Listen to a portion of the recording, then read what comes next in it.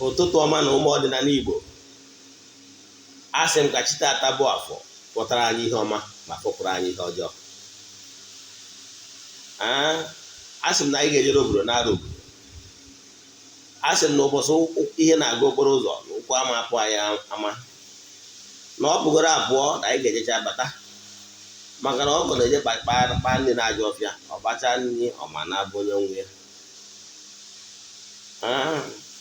Asị na anyị ga-ede ude, anyị gbuo n'ihu na anyị ga-egbute mma, anyị gbuo n'azụ anyị egbute mma, anyị gbuo n'aka nna egbute mma, na anyị gbuo n'aka ebe na anyị ga-egbute mma. Asị m onye echiche ihe ọjọọ ya eme anyị ya ma onwe ya. Asị m ebebere ugobelu nkasi ibi ebe na ya gosi ebe ọ ya ebe.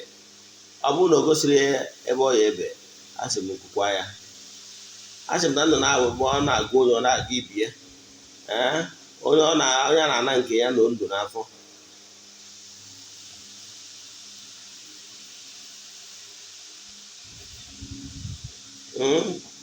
Ọ ihe m kwuru. Asị m ihe ọma dị n'elu ya dara anyị na ọdịnala ya pụrụ anyị obe ka ụwa were anya ha wee fụ. Ise. Aga m bụkwa onye nke gị, Ogbuefi EZE-ANA Ugochi tubelu na oraifite. Abụ m onye isi nchụaja na Ugochi tubelu Odinana temple,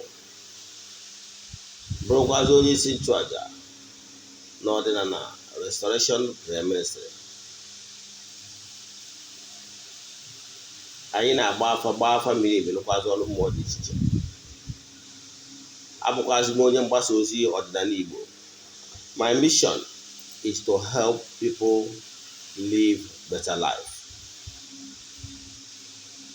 N'ụbọchị taa, n'oge awa nke eziokwu, abịakwa m ọzọ n'ụbọchị taa. Ihe asị m kọwaa bụ ihe gbasalụ ịchụ aja, 14 days rituals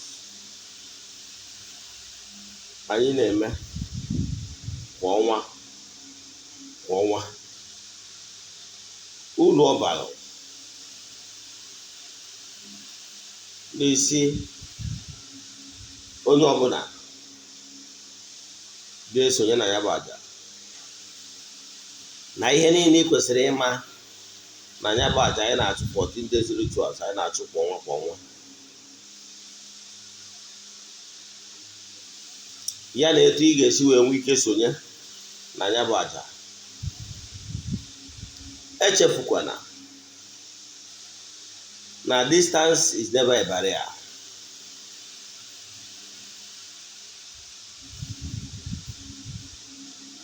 Na-akọwakwa ọtụtụ ihe. Know the type of people you are following. That's the best of the same feather flows together. Follow who know road. And mara na mmadụ enwere ike inye ihe ọ na-enweghị. Be sure na onye ị na-eso bụ a core ọdịnala person.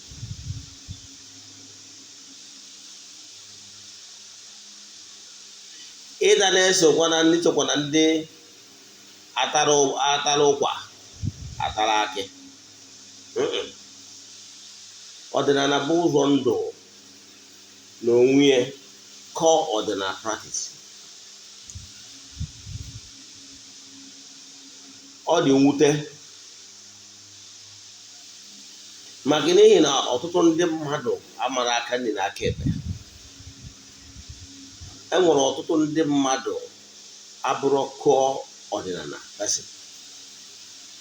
Ọ na-eme isi ihe ọ na-eme with sect belief or other spiritual activities that are not pure ordinary, therefore creating more confusion. Ana m ekwu na-ekwusi ike, ọ bụrụ na ị chọọ ịma core ọdịnala, sometimes create time to visit your root be nna gị. Ịgbazi n'ọsọ na be nna gị, thinking na ndị ajọ mmadụ na ha ga-eme gị ka na ha ga-enye gị onye ule na ha ga-enye gị all those things.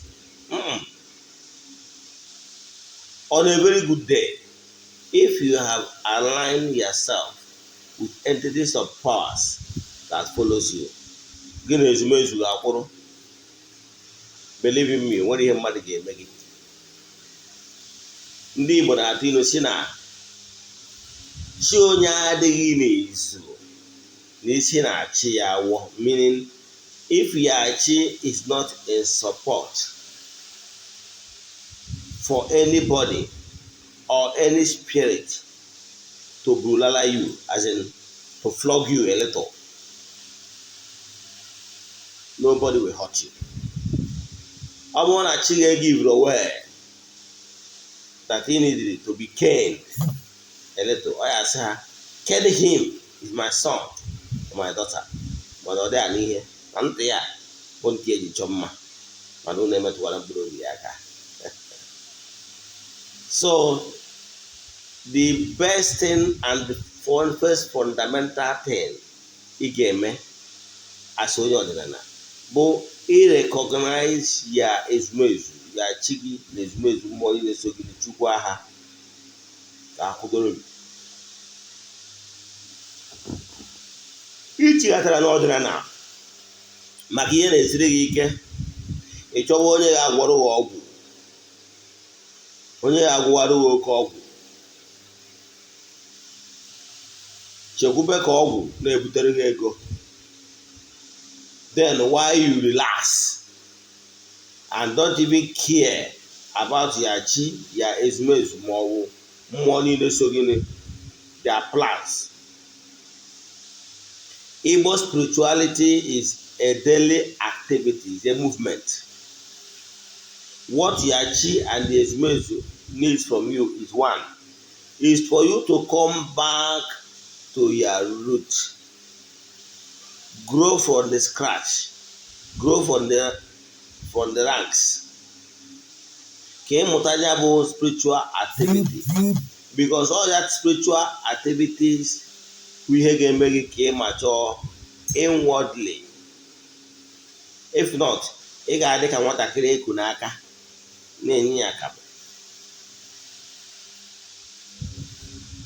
Ịghọtara ya? So ị ga-create the time for spiritual exercise and meditation. Ma ọ bụ ya ịgọ mmụọ, no matter how small. Time ahụ ị na-ewepụta time. Do you know that Ogbuefi EZE-ANA Ugochi tubelu oraifite don't even have time to watch television? I don't have time. You know why? Yes, in my house, I have television in all the rooms. Yes, but I don't have time. Why I have those things is for my family members to enjoy it, because they are not in the same spiritual level with me. But I'm too busy to just say I'm watching television. I don't have such time. I can only look at television, maybe I'm doing some certain thing, or maybe I'm eating. You know, sometimes I am again at television. But no, I'm happy. No one is here. No, I'm watch television for hours. It's not me, because I'm so much occupied. If I'm not attending to something that is personal to me, I will be attending to some certain issues that is personal to some people.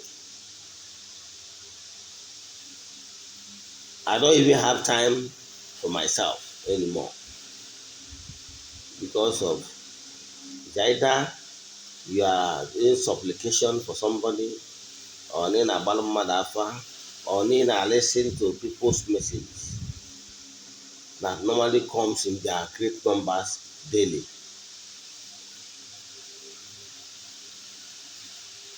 So, but it's all right. I accepted it because it's my calling. Mana dịka isiokwu anyị si wee dị n'ụbọchị taa, ọ na-adị m mwute ma ọ bụrụ na mfụ ka ndị mmadụ si lament. na-achọ ka agwọrọ ha ọgwụ because they want to escape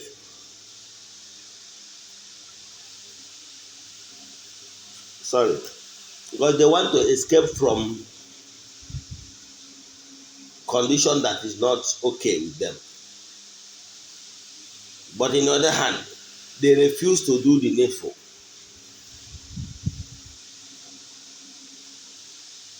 Akọwago m ọtụtụ ihe mmadụ kwesịrị ime when things are not working well for you. What you must do. Everything is not all about money. But n'ime obi gị n'eziokwu na ezi asụsụ ichegharịgokwa ma chigharịa sị chim na ezumezu mụ na ha so have mercy on me. Na mmụ nwatakịrị dara akụ nna ya n'iyi na-akpafuru m efu akpafu. Mana taa na ezumezu mmụọ niile mụ na ha so achọtawo m na ha atụtara m n'ebe dị anya ebe eriri m front and back. Na taa na mechiata back to my root. Ikwere kwesị ike. Achọrọ m onwe ihe ọbụla na-agbagwoju anya n'ọdịnala send ya message. Gwa m ihe ụfọdụ ihe ị na-edere nkọwa ị na-edere. Ọ bụrụ from the videos mmego na is onwe topics like ihe na-agbagwoju anya send ya message. I will present it to my instrument. Ọ bụrụ na ha si nkuzi about it, I will teach it. Especially when more people are having the same problem.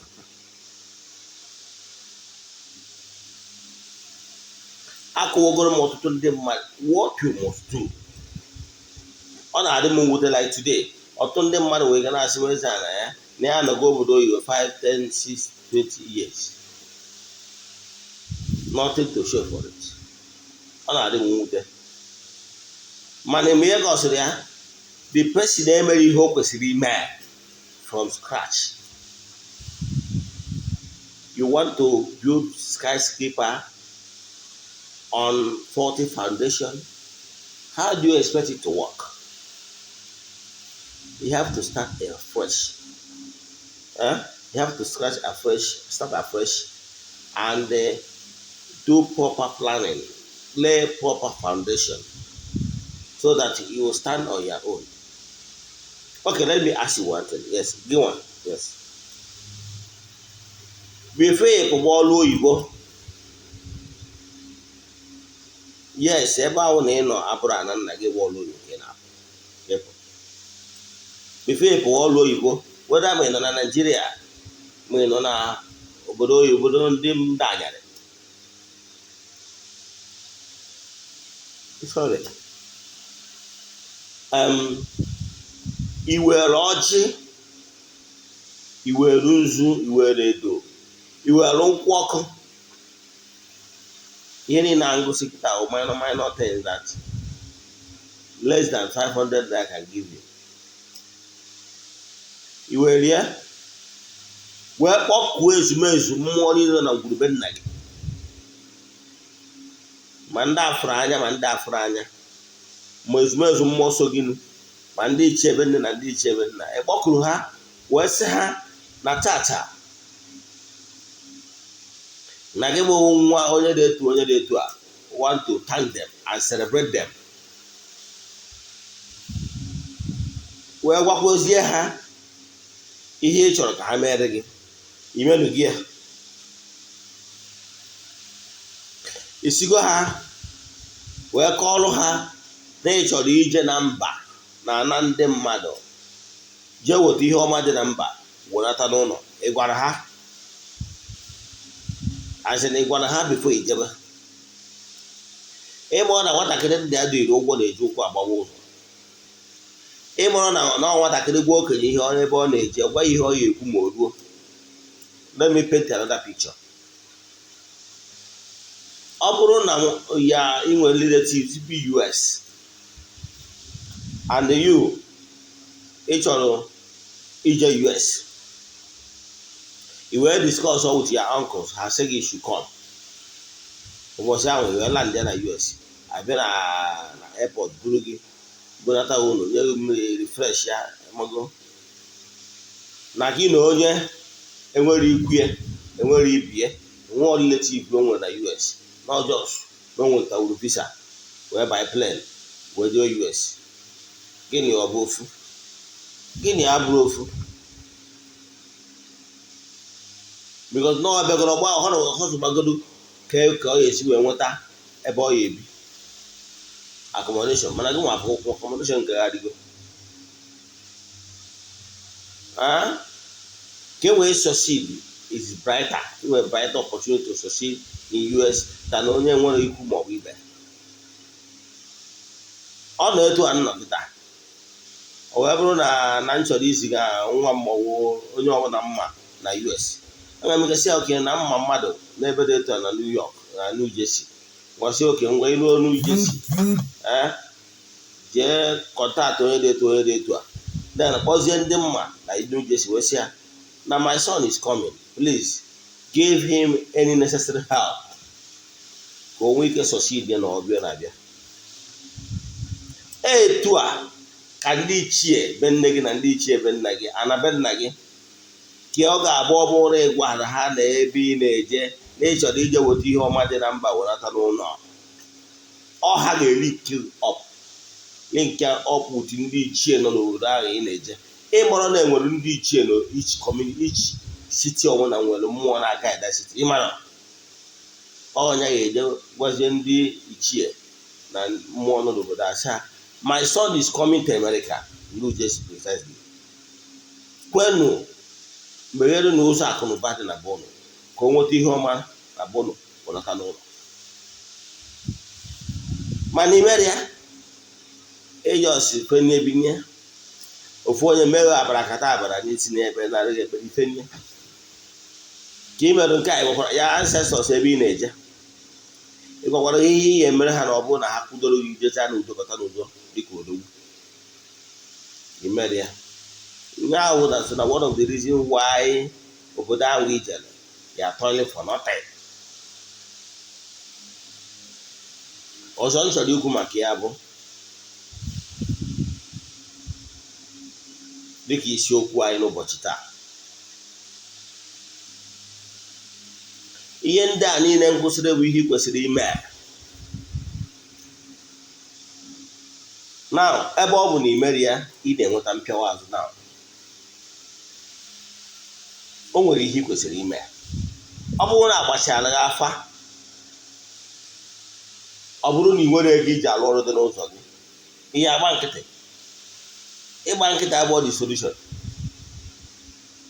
na ihe kwesịrị ime bụ kedu ihe ị ga-eme ka chi dị mma dị and ihe anyị kwesịrị ime bụ esi anyway ihe kwetago na ị ga-eme ihe niile dị n'ụzọ gị mana jiri ego if you have something to do is either you join the 21 days rituals anyị na-eme that 21 days rituals nsịrị ngwara gị etu ị ga-esi wee mie na be gị whether you have private altar or you don't have ma ọ bụkwara na isonyere anyị na 14 days rituals anyị na-eme kwa ọnwa nke ọnwa March ga-ebido na March 6th last for 14 days after that 14 days yawa anyị mere ya ebere ụbọchị anyị emechie ga-abụkwa a massive day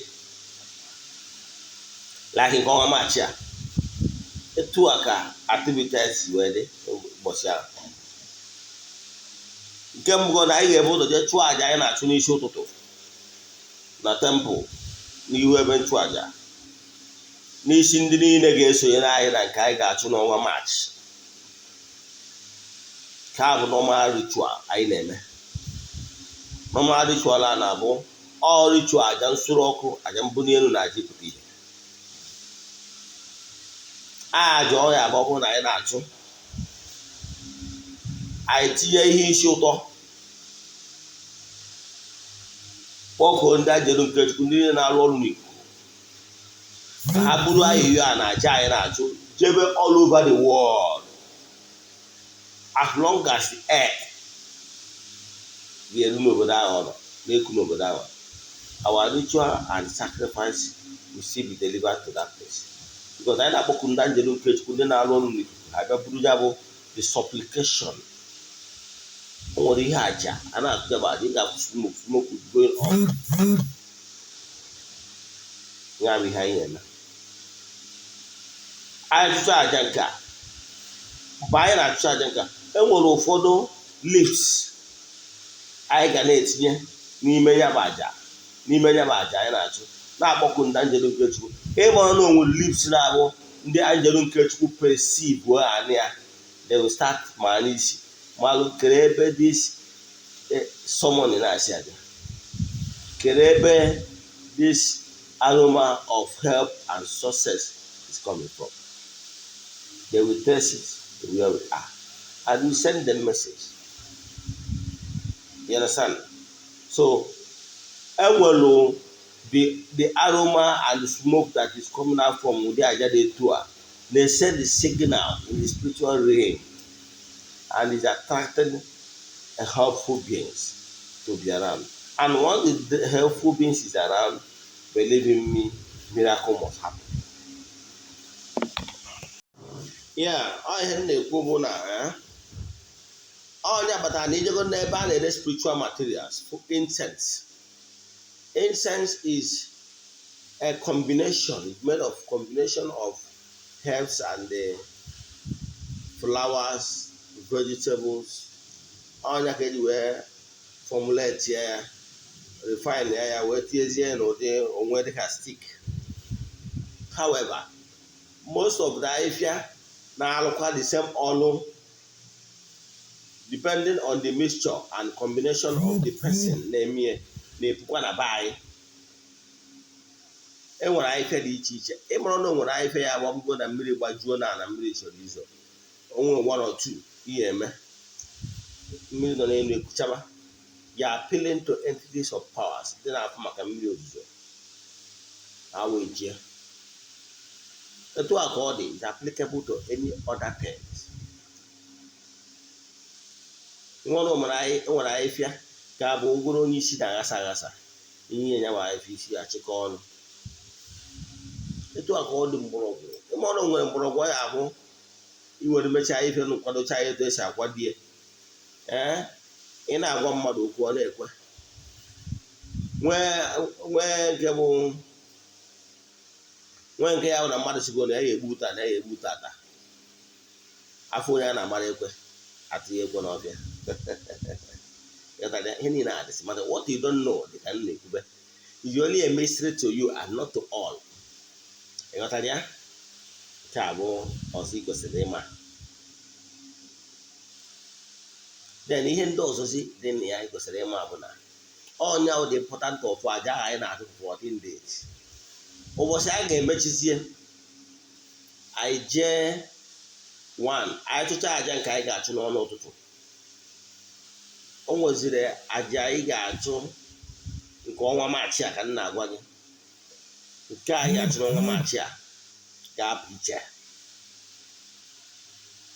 maka na ezumezu ndị mụ na ha so na ọ bụrụ na achụcha aja nke Maachị na tempụl, anyị mesịa nke anyị ga-eme na tempụl 10 o'clock in the morning, anyị jee na mmiri jee chụọ aja a ga-achụrụ ndị mmiri. Aja niile anyị na-achụ maka ọdịmma na mbunye elu na-epụta ihe ndị niile na-esonye na ya bụ aja.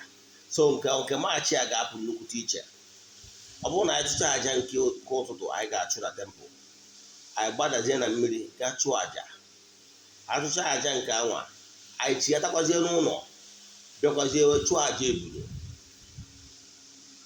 So n'etu a ka ha si anyị esi wee na-emezie achụcha n'ụlọ nke ụtụtụ eje na mmiri ga chụọ ndị mmiri chụọlụ all the water elements aja. Achụcha ha aja then agbagotazie n'ụlọ bịa gbuo egbu.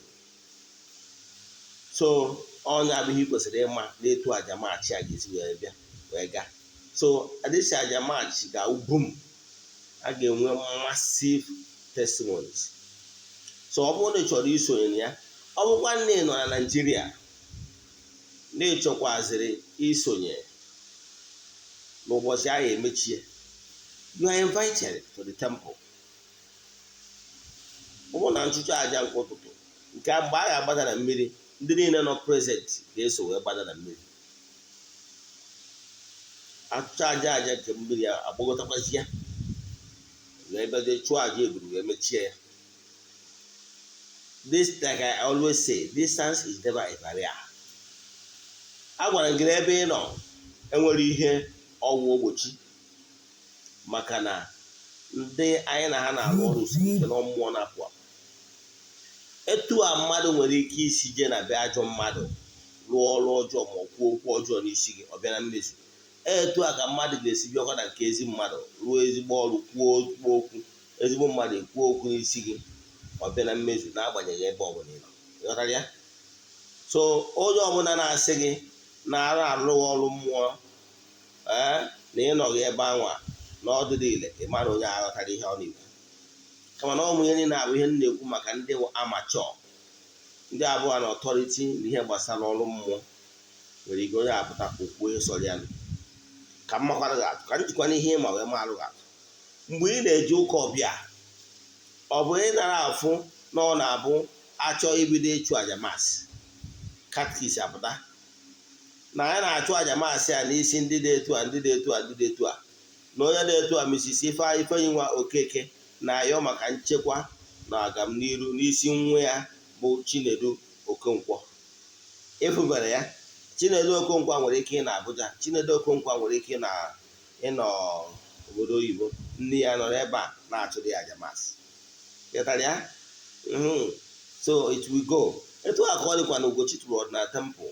Anyị ga-anọ n'ebe a na-ekwubiri onye nọ na mba obodo oyibo ọ na-abịa na mmezu. Mana ihe ụfọdụ emewuru ọha sị na ọ dịrọ possible. Kee na-achọ ịkụwara gị na ọ dị very very possible, and the rest of testimonies are going on. So ihe na-ekwu bụ ebe ọ na-ịmatago na nke a dị possible. So ọ bụrụ na ị chọrọ isonye n'aja nke ọnwa March, you send the message. Ị ga-eme donation of token to the account, special account for it. Now, you send your prayer request, 1, 2 or maximum 3 prayer request for the month. All you have to present na ayọ ha ayọ n'isi gị. Nke ọzọ bụ ka nkọwalụ gị uru ọ bara bụ aja achụrụ n'Igbo. The supplication, ekpere ekpekọrọ ọnụ, the prayers of the saints, and uru ọ bara. Agwara m gị sị gị na achụ aja chụkọ aja ọnụ na ọ na-ebulite ndị niile sonye na ya bụ aja to the point of the highest perfected person among the natural aja. Ọ na aja yiri n'igwe na-ebulite aja achụrụ. Even ma ndị wụ weak link. Ọnya ka ndị Igbo ji zụọ ọnụ si na igwe bụ ike, maka na emekọ ihe anụkọ mmamịrị ọnụ ọgbụ ụfụfụ. Ghọtara ya? So ndị Igbo be anyị ma bụrie na o nwere uru dị na imekọ ihe a na-emekọ n'igwe, maka o nwere ike iburu so na ndị a ga-atụ nya bụ aja. Ọ bụrụ na ị nwere ọrụ akwụ ma ọ na ị nwere ụchụ ma na iso na ya bụ aja, for the perfection of the killing ones in that aja, you that is a weak link, you that have oracle can receive blessing. You know that, yeah? Maka na ị na-present ya one after the other. Ebido nyochagbu onye ọbụla n'ofu n'ofu. Mana ọ bụrụ na emekọta ya ọnụ, na a ga-eji nke ndị dị mma wee neghara ndị nke ha dị mma. Ị ghọtara ya? Ka mmakwara ofu a. I were edeti note jee na bank ma ọ bụ na-enye individual i were ego ihe, that money might not be collected. Mana itinye na bundle of note, believe in me, the person na-akwụ ụgwọ nwere ike iji because of the good words overlook that dirty ones. Ị ghọtara ya? Ọnụ ọgburu ka mmakwara ga-atụ ọzọ. maka ndị maara nkụzi mana nna ala ya ka ịkọwa ihe kọwaa ya etu ị ga-esi ghọta ya ọfụma odo anya maka na ihe mma anyị ọfụma ihe m na-agwa gị bụ based on experience. I have gone far in research and the spiritual study and spiritual practices. Let me give you an example. There is a particular time in creation from time immemorial. Abroad now go bido. Jee gụọ akwụkwọ Genesis. Ị ga-afụ oge after ka Chukwu kekechara ụwa. As in that the world is filled with waters. And we say na akwụkwọ Genesis we say that the spirit of God is upon waters. Mesie we say ana akọrọpụta mmiri we shift to one side ana akọrọpụta. So enwelo a particular time in creation the spirit of God that they upon every creation. Bible and Genesis book, there is a time of outpouring of the Holy Spirit. There is a season in a year. After the Almighty created the earth was filled with water. Over time, Oji poured the blessing. Or pour that blessing, I want to come away while saying the Spirit of God is upon the waters. Mgbe ọ chọziri ka oke mmadụ o wee sị ka a na-akọrọpụta a na-akọrọwapụta. So ọ na-emekwa every year the Almighty Father pours out his blessings to nourish and maintain the entire creation, including earth. Without the maintenance and outpouring of nourishing powers that Almighty normally pour in creation, the world will decay.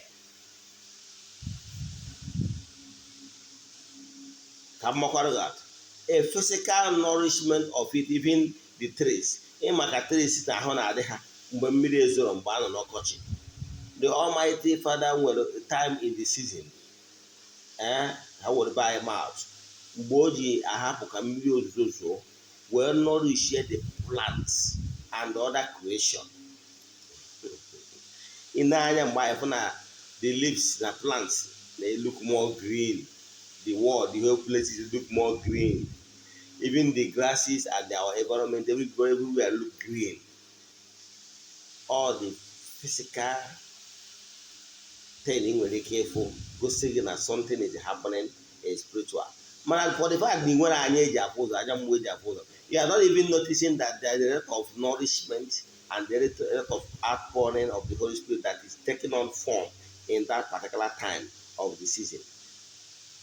Also, when you have spiritual eyes, you are man, something is actually happening. And it's only when you know that something is happening, you will be able to assimilate it, you will be able to anchor it. The way in the mother say I knock at that go TV antenna, knowing fully well there is network, there is service. It's because the person that is putting antenna knows that there is service. That's why he's putting antenna to deploy it. So if you on your own is not aware that there is a time in creation that Almighty used to pour blessing and nourish entire creation, the outpouring of the Holy Spirit, you will not even be able to put yourself in a better position to anchor it or draw it down for your own self. There is in a season like that. Asina kukwa na account enye na wondo kobia na the disciples of apostles of Jesus Christ ndị okobia no na upper room na ekpere at a stage ha wee notice na ile ọkụ dị n'isi onye ọbụla. That ile ọkụ ahụ sekwusiri isi ha but it's not burning anybody. It's to show them. After that particular event, there was no time recorded that such a thing meant. But that thing has been what it's a yearly occurrence. This outpouring of the Holy Spirit from the Most High. But why it appears as local on their heads, for them to know that something new has happened. If not with that ilog, they will still take everything normal. But that one was used to show them that something great normally happened in that particular time of the year. Oh yeah, but within that time, you will see some belief and some religious belief. They will start doing festivals or feasts of outpouring of the Holy Spirit. Although some of them might not get it the exact time because it's a duration. It has a duration in the spiritual realm. And within that duration, you tap the blessing. So then was the time for outpouring of the Holy Spirit. Now, na nkụzi anyị n'ụbọchị taata bụ enwere time ndị mmadụ ji egota blessing. There is a reason for these rituals, monthly rituals anyị na-eme for 14 days. Even if you don't have money to do your work, ikwena ka ị na-miss this monthly 14 days ritual. You like what is happening in Ogbuefi EZE-ANA Ugochi to Odinana temple. You like what is happening to me. You want to tap some blessings. Try to key in this 14 days ritual. These rituals was exactly rituals I normally do personal for myself since I started my calling. My Ismail told me that I will be doing this ritual for sustainability, for spiritual renewal, for upliftment, protection, and what have you. It's like recharging power pack. It's like power pack ritual. You see it and feel the impact. The more you are getting, you are open spiritually. You understand that this 14 days ritual is not just carnal. It's a ritual I do for myself. All these years, yes, I used to do it for myself alone. In last November, there is this particular guy that chatted me that he was like crying. He's outside the country, almost 20 years, nothing to show for it. He told me he does not have a plot of land anywhere. He does not even have a car. But people think that he's going abroad. His story really taught me. And when the other one, people, in a particular night, midnight, I asked my Ismail, what do I do? What will I do to help a lot of people? That a lot of people are suffering. Ọtụtụ ndị mmadụ na-akụ ọta maka ihe na ha ekwere ihe ha kwesịrị ime. Ndị obi na-agbawakarị m ndị na outside the country. Yes, because ndị na-etu a ụfọdụ n'ime ha tọrọ atọ. Adịm ekwu okwu onye na Abuja ma Lagos because ihe siere ike nwere ikwu natabe nne ya. Mana ndị a n'obodo oyibo ụfọdụ akwụkwọ ha ji etigo pịa.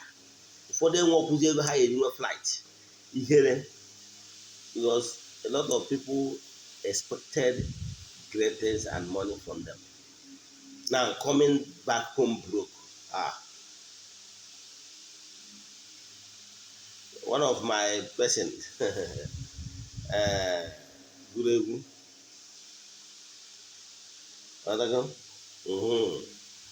the Fino, also my brother, no Lagos, mana ema ihe ọwụ, you already know. I came for East, Enter Street, Lagos, and now I'm here. Now we back away nata. All here what I now we go out that particular track. You might be shameful. You ndị ọ na-ebu ọ na-etu ọ na-adị. Talk less of when you go away for 15-20 years, nothing to show for it. It wasn't easy. So the young man cried, he paid me. Kedu ihe m ga-eme ka e wee help ọtụtụ ndị mmadụ. Ụdị ndị na-eto adị ekwuzi okwu ma o nwere ego ji alụ because o tiri tie tọtọ.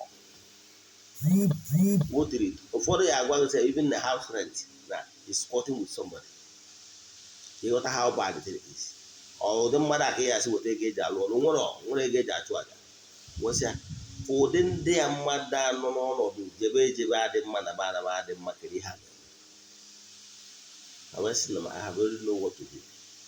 That I should open up that my 14 days ritual to accommodate other people. Let other people join me. And the same 14 days rituals is the one I'm opening up for everybody. Now, what is involved is the materials needed for daily sacrifice in that 14 days.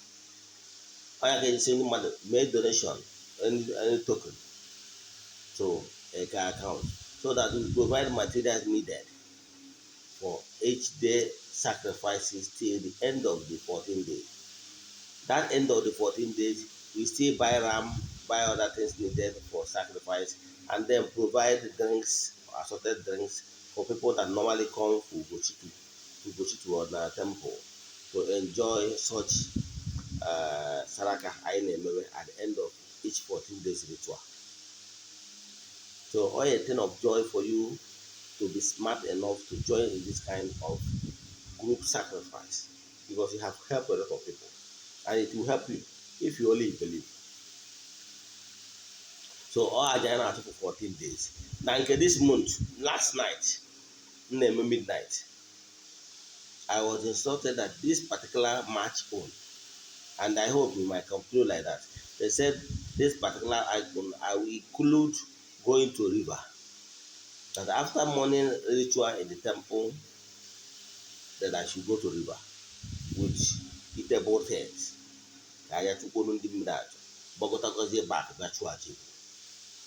And I still believe that there is some set of people that will join in this march. That is why I was instructed that to include going to water, because they already in the spiritual realm, people that will join this march 14 days ritual have already been marked.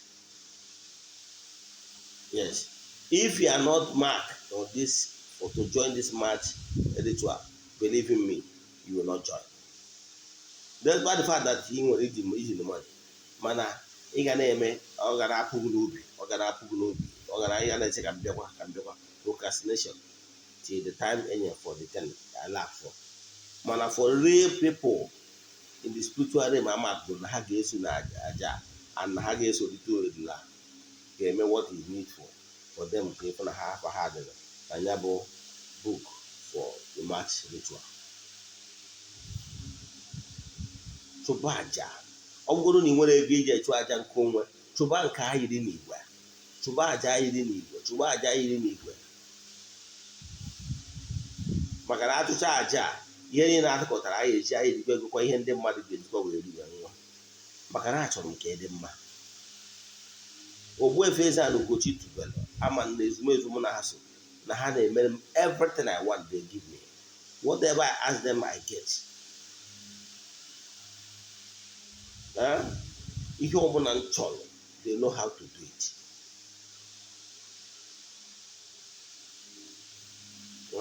So that was the thing. So ọ na-ewute m na mfụ ọtụ ndị mmadụ ka ọnọdụ ha dị ya na maka na na-amalụgo m na ndị mụ na ha so emegoro m ihe niile nyọ ha.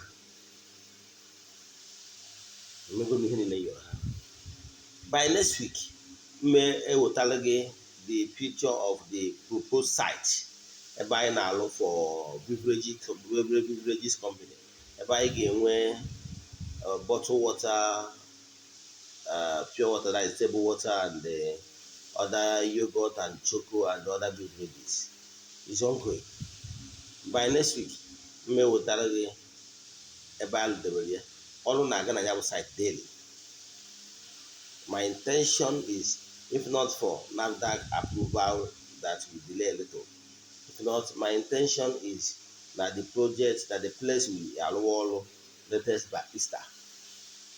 So for now, since what it will take, how long it will take for NAFDAC to give the approval, I will not be able to tell you when it will start work. But I know anything, a structural thing needed will be available in maybe in a month or two, maximum 2 months time, because all are there by daily. By next week, then our drilling machine will move to the site to sink boreholes and any to for the production. Organize that maybe within some maybe weeks I can show you around the project. Then by I finish I get the affair. So ihe ọma mere m ga-emere gị more than, but you have to be ikpebigo n'obi gị ọkụ ezumezu gị na ha so. Create a time for meditation. Create out time for meditation. So ka ezumezu na-agaghịde gị. Because if you are not spiritually connected with your ezumezu, even when opportunity is coming for you, a business deal is coming for you, you will not be connected. You will not be able to notice that this is a great opportunity for you. Ihe a nkụzi taata, ọ bụrụ na ị nwere ajụjụ ị chọrọ ịjụ ihe gbasara our 14 days ritual and how to participate, send them a message ya menyere gị aka. 0805 7837672. Ogbuefi EZE-ANA Ugochi tubelu bụ afa m. Daalụ.